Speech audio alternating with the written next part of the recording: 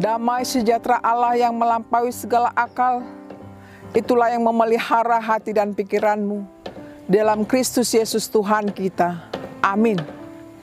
Shalom Ibu Bapak, Saudara-saudariku yang dikasihi Tuhan Yesus Kristus, apa kabarnya? Saya berharap kabar kita semua baik-baik saja, tetap semangat dan setia untuk mendengarkan firman Tuhan. Baiklah Ibu Bapak sekalian, kita mau mendengarkan firman Tuhan pada minggu ini yang disebut Minggu Eksaudi pada tanggal 24 Mei 2020 yang tertulis dari Matius 20 ayat 29 sampai 34. Marilah kita dengarkan. Yesus menyembuhkan 2 orang buta. Dan ketika Yesus dan murid-muridnya keluar dari Yeriko, orang banyak berbondong-bondong mengikuti dia. Ada 2 orang buta yang duduk di pinggir jalan, mendengar bahwa Yesus lewat, lalu mereka berseru, "Tuhan, Anak Daud, kasihanilah kami." Tetapi orang banyak itu menegur mereka supaya mereka diam.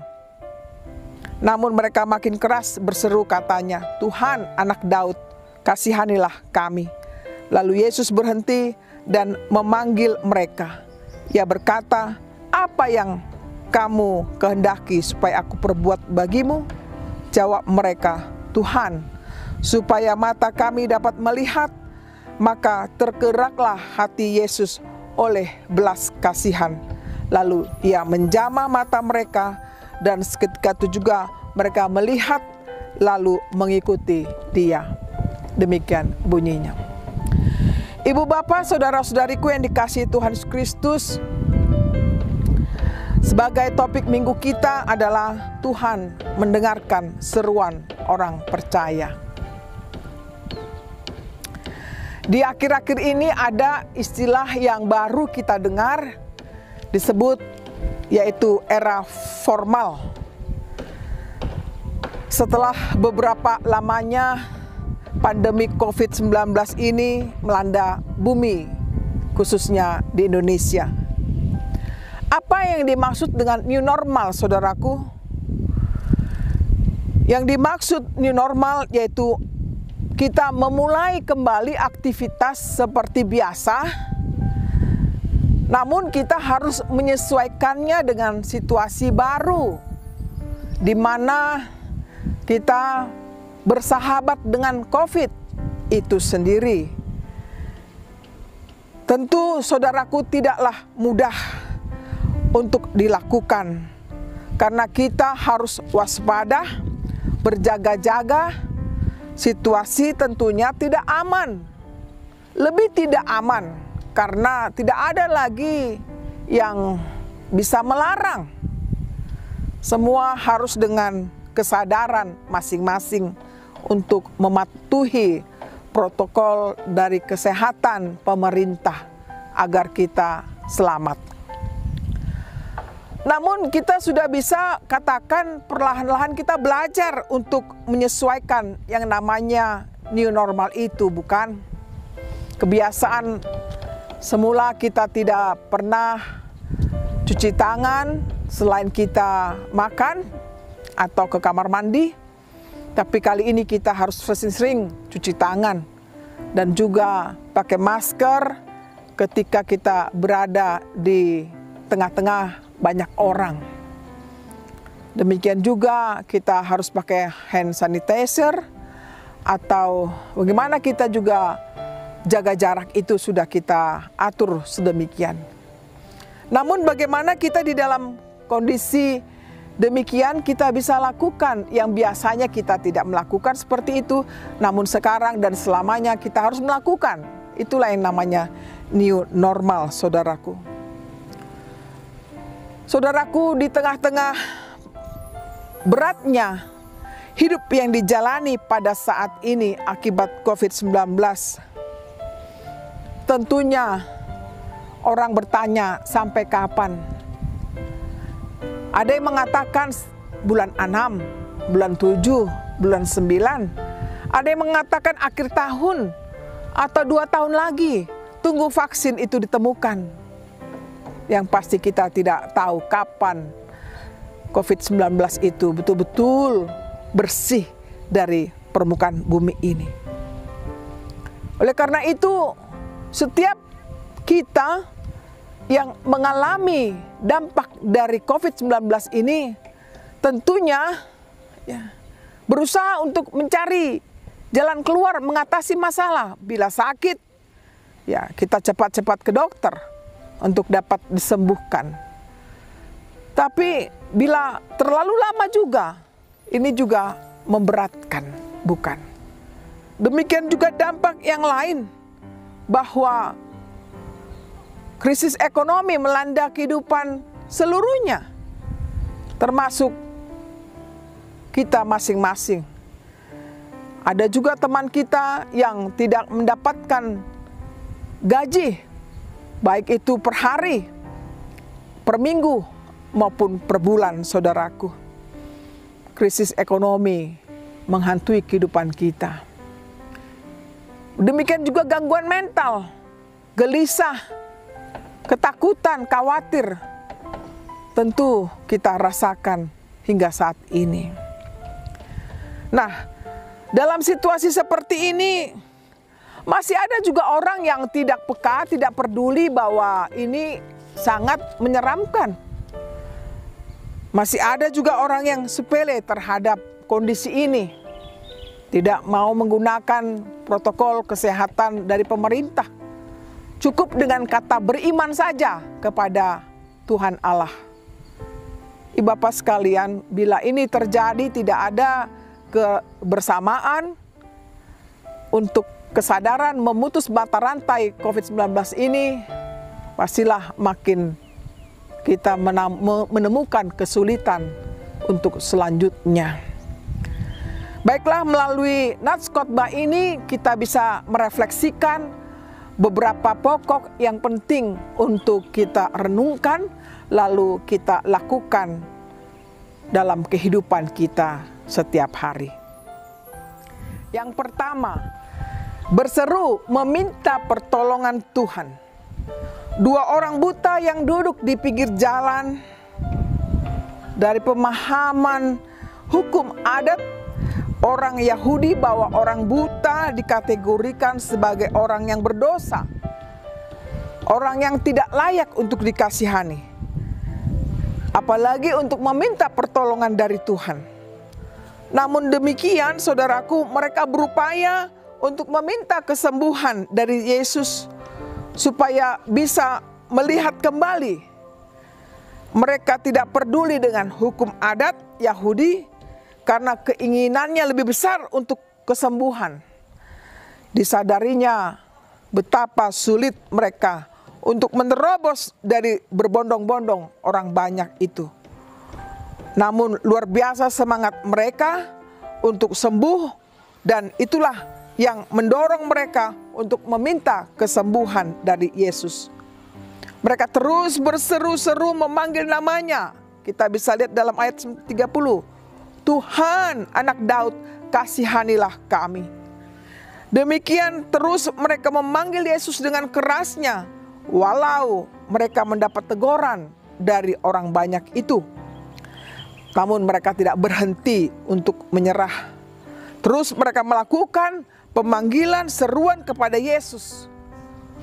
Dua orang buta itu digambarkan pada masa kini adalah gambaran kehidupan orang yang sedang menderita.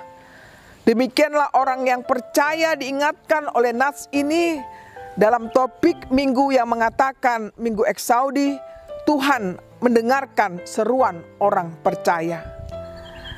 Dengan terus berseru-seru memanggil nama Tuhan di setiap waktu dan keadaan apapun, maka Tuhan pasti menjawab.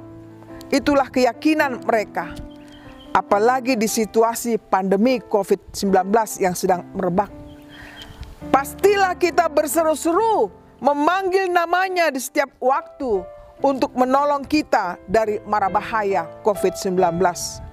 Sebagaimana dua orang buta, sangat besar pengharapannya untuk sembuh.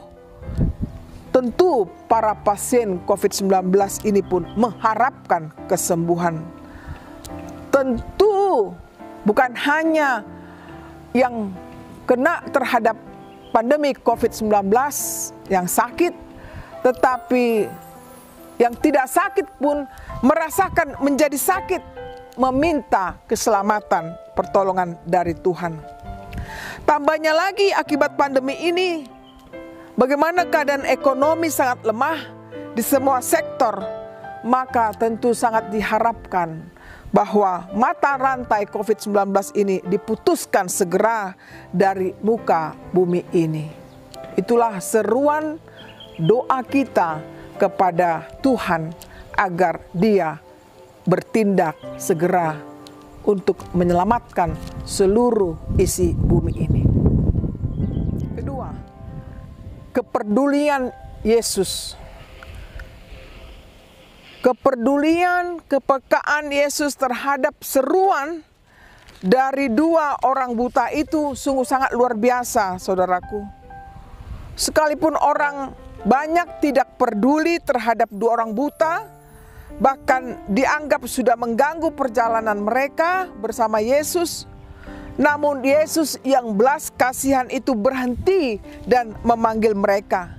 Yesus menghentikan perjalanannya karena ada yang lebih penting, yakni dua orang buta itu. Yesus menanyakan mereka apa yang mereka kehendaki. Sungguh suara yang lembut datang dari Yesus menyapa mereka, menanyakan kepada mereka, apa yang hendak kulakukan untukmu. Saudaraku, pada ayat 33 dijawablah, Tuhan, supaya mata kami dapat melihat. Dari sikap Yesus yang berbeda dengan orang banyak, dapatlah menjadi teladan bagi kita semua. Dia tampil melayani terhadap orang yang berseru memanggil namanya. Dia tidak mengikuti suara orang lain itu yang mengatakan supaya mereka diam. Yesus melakukan apa yang mereka kehendaki. Akhirnya mereka dapat sembuh. Yesus tidak mengutamakan dari hukum adat itu, melainkan kasih-Nya yang amat besar untuk orang yang berseru-seru memanggil-Nya. Kiranya, saudaraku, sikap Yesus ini menjadi teladan bagi saudara dan saya, bagi kita semua, bahwa gereja harus meneruskan keteladanan ini di tengah-tengah orang yang mengalami kemiskinan, kelemahan, dan sakit penyakit, bahkan berdosa. Fungsi gereja hendaknya adalah melayani, bukan untuk dilayani.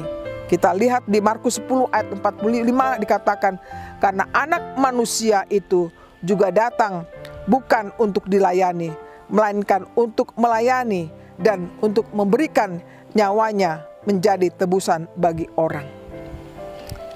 Gereja terbuka memberi kesejukan. Gereja terbuka memberi kedamaian, kenyamanan bagi manusia yang berdosa, agar keselamatan yang dibawa oleh Yesus dirasakan oleh umat Tuhan. Saudaraku, demikian dengan situasi pandemi 19 ini. Gereja terpanggil untuk melayani para korban COVID-19. Apakah sakit fisik? Apakah gangguan mental? Apakah mengalami krisis ekonomi? Inilah, saudaraku, keistimewaan gereja dari lembaga-lembaga lainnya, yaitu tampil membawa shalom ke muka bumi ini. Segala bentuk birokrasi yang tidak membangun hendaknya tidak dilakukan gereja demi sebuah pelayanan yang sesuai dengan karakter Yesus, yang sesuai dengan kehendak Yesus. Saudara-saudariku yang dikasihi Tuhan Yesus Kristus, dalam Minggu Eksaudi ini kita gereja sebagai tangan perpanjangan Tuhan mendengarkan keluhan-keluhan warga jemaat kita, baik yang ada di desa sekalipun, bahkan yang ada di kota. Bagaimana kita mendengarkan keluhan-keluhan mereka sehingga mereka bisa merasakan perjumpaan dengan Tuhan lewat kita mendengarkan keluhan-keluhan mereka. Marilah saudaraku, firman Tuhan pada minggu Eksaudi ini mengundang saudara dan saya untuk melakukan kehendak Tuhan, untuk melakukan perintah Tuhan, yaitu peka terhadap keluhan-keluhan orang lain. Dan apa yang bisa kita bantu, marilah dengan tulus hati kita membantunya. Inilah kesempatan bagi kita semua untuk menunjukkan cinta kasih Yesus kepada dunia ini. Tuhan memberkati kita. Amin. Mari kita berdoa. Bapa di surga, terima kasih buat firman-Mu yang mengingatkan kami semua agar kami, Tuhan, peka terhadap keluhan-keluhan sesama kami, sehingga mereka mendapatkan keselamatan, mendapatkan penguatan, mendapatkan kesembuhan. Tuhan, tolong kami sebagai gereja-Mu yang hidup di tengah dunia ini, bersedia untuk melanjutkan karya cinta kasih-Mu, karya keselamatan-Mu yang agung untuk manusia. Pakailah kami Tuhan, beri kami iman yang teguh dan kasih-Mu melimpahi kehidupan kami, agar kami bisa menyalurkan itu kepada sesama kami yang membutuhkannya. Kami berdoa dalam Yesus Tuhan kami. Amin.